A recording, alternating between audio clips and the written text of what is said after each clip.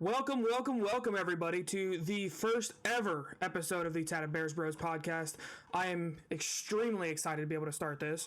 I am your host, Zach O'Connell, with my lovely co-host over here, my not-so-little brother, Nicholas McFadden.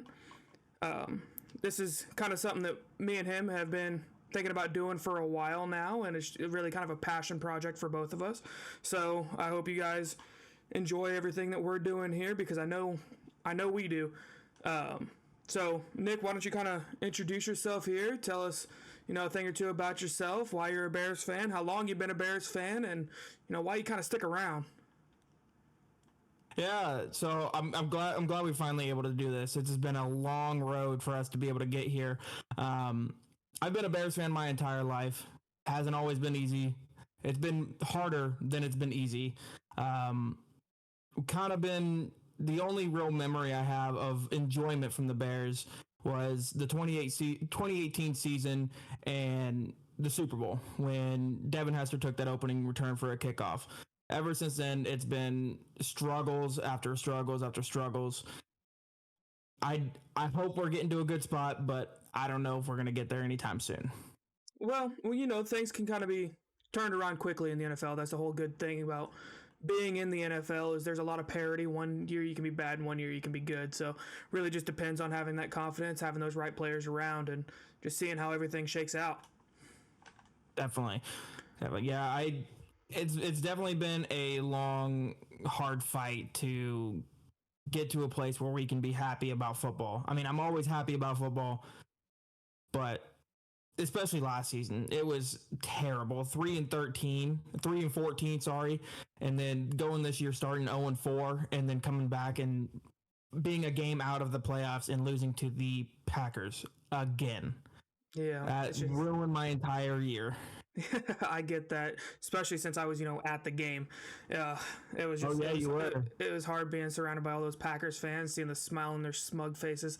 But so, you kind of mentioned that, you've been a Bears fan for your entire life, like I have as well. Some of my favorite memories of all time have just been, like you said, the 2018 season was just electrifying. We all thought we had something there. We even thought Mitchell Trubisky was going to be a good fucking quarterback, but I guess not. So we'll see what happens there. We had a coach that won Coach of the Year. So as far as, I can think of that season, and the 2010 season was excellent as well. If old Jay Cutler doesn't go down in the NFC Championship game, I truly believe that, we win that Super Bowl that year. But just not how things shake out. I'm happy to be a Bears fan. Most days, some days it's a struggle, like you said. So we'll see. But you kind of mentioned Devin Hester there. Is he one of your favorite players of all time? If not, kind of take us down that road. And who do you like the most? Definitely, Devin Hester has always been one of my favorite players. He is really the person who got me to love football. I was fond of it. I liked it. Yeah, and as you know, when the Bears games would come on, I wouldn't really pay attention a whole lot. I'd be sitting in the living room, but I wouldn't pay attention until I saw Devin Hester on the field, and I just immediately took off from there. And then after Devin Hester, really came into Matt Forte, and then most recently, my favorite player, he's only been here a year, but DJ Moore. I can't say enough about him. He has been everything that advertised plus more. But currently, my all-time favorite player has to be Matt Forte. Just absolute beast. Never went wrong. Yep, definitely. You can't really. Some of these all-time great legends, you're talking about Devin Hester. I'm kind of in that same era. Brian Urlacher was always a guy that, I respected on the football field. He was a hard-nosed, just a badass kind of player that, really changed the game. Even guys like Aaron Rodgers have said that he hated playing against Brian because just how good he was, how physical he was, and how smart he was. He's who inspired me to kind of become a linebacker myself. We've both kind of been playing football our entire lives. Me and you both, played a little bit of semi-pro. You're still playing. I gave it up a little bit, but it's okay. But moving into this newer generation, my favorite player, I mean, you're seeing the jersey here. It sucks. He's probably not going to be here very much longer. But it's bittersweet. Game goes on. Like you said, DJ Moore is a hell of a player to root for as well. We'll just kind of have to see where things are going here. So, any other things that kind of stick out to you with this team and where this team's going, what you kind of want to talk about here? Go ahead and rattle off there. Yeah. So, starting off, back to that Justin Fields decision. We don't know where it's going to happen. There's a lot of rumors that he's going to be traded. He's going to stay. It's leaning more towards that he's going to get traded. I don't personally like that decision, but I have come to trust Ryan Poles. Everything he has done except for the Chase Claypool, and I'm leaning more towards to Velus right now. They've all been hits. Trading Roquan Smith, that sucked at the time, but now we have Tremaine Edmonds, TJ Edwards, and Jack Sanborn. Then the Montez Sweat trade, getting DJ Moore, having the courage to trade the number one pick, not only to a team that's looking for a quarterback themselves, but then I wouldn't say fail, but struggle so badly this season so that we're blessed with another number one overall pick. Some of his decisions at the time I don't like, but I trust it because he has proven time and time again he's making the right decisions with this team. And when he doesn't make the right decision, he's not afraid to admit his fault and fix his mistakes. Yeah, and that's definitely a big thing that, I think us as Bears fans, we have to kind of trust in him because, last year, 3-14, it sucked, but it was a rip down year. We were already seeing, the fruits of that come through this year. We easily probably should have been a 10-win team. If you look back at the Denver game, the first Detroit game, and the Cleveland game, all three of those games were winnable games, and we just kind of let it go there at the end. But like you said, it sucks. Justin Fields I've been following him since, high school. I'm only a couple years older than him. Hell, you're about the same age as him. So, it's just something, it's part of the business. If he moves on, then, I wish him the best, but it's go Bears before it's go Justin Fields. So whoever it is that we end up bringing in here, whether it's Caleb, whether it's Drake May, or I've even heard rumblings of bringing Russell Wilson in. We'll see what goes on there, but yeah. So just heading in the direction that we're going here. Just a lot of being, just faithful, I guess is the best term to go for here.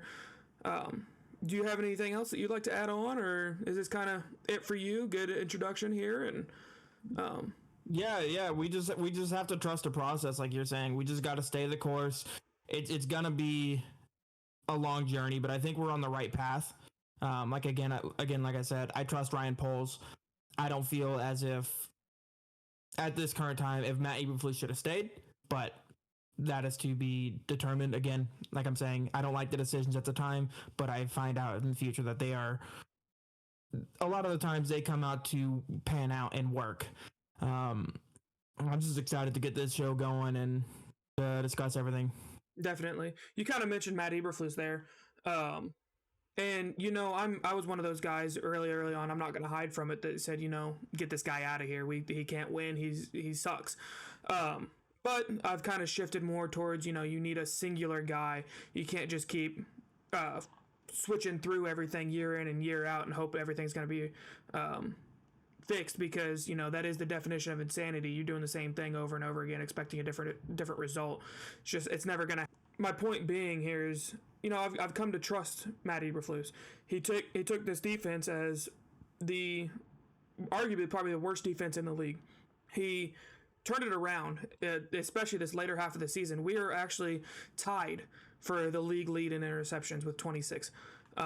That is up there with the 49ers. That's really in half a season even, because before week 8, before the Montez Sweat trade, we weren't getting any sort of pressure. We weren't getting any interceptions. We were just bottom feeders again, and it sucks. But Matt Eberflus made the correct changes. Yeah, he has some brain farts, like putting Justin Jones in coverage against David Njoku, but it happens. He's a young coach, and I think he'll get it figured out. I got a lot of faith in the guy. Definitely.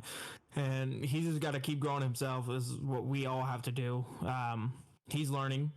He's, like you just said, he's a newer coach. He is definitely evolving to being a very well coachable leader among this team, not only to his players, but the rest of his staff. I believe that he has put the right pieces into place. I do believe in Shane Waldron. His offense is. He took Geno Smith, who was a career bust and a career backup, and turned him into a Pro Bowl player in 1 year.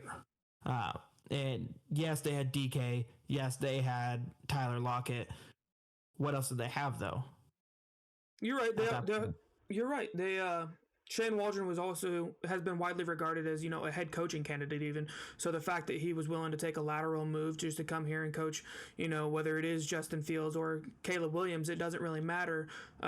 Either way, we were able to get that guy on our staff, and that's the important part, is that we're actually making moves towards the future of putting the right hires into place. On both offense and defensive side of the ball. The new defensive coordinator just come out and said, he wants to be the best pass rushing team in the league, which I fully believe that. If you look at all of his stops, he's definitely near the tops in every single pass rushing category. So, like we were saying here, we're putting the right pieces into place. We definitely have some things to talk about in the future, as far as like what we're going to do in this draft, what your plan would be, what my plan would be. Free agency, having, top 3 cap space again this year, we can do a lot with it. So I'm glad to see that we were able to get a nice foundation built here with this first episode. And like I said, I think we're ready to rock and roll. We're going to do everything weekly here. Does that sound good to you? Yeah. All right. So thank you all for joining us here on our first podcast, and look forward to seeing you guys weekly. So, yeah. All right, everyone. Thanks, guys. Peace.